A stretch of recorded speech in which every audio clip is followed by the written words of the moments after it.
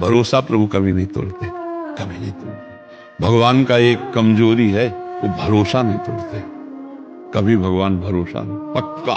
ये पूरे जीवन का अनुभव की बात बता रहे हैं। भगवान कभी भरोसा नहीं तोड़ते।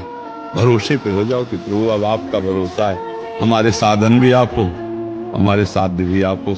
मेरे से साधना तो बनने वाली नहीं, जिससे आप प्रसन्न हो, तो नाथ मेरे साधन भी आप हो।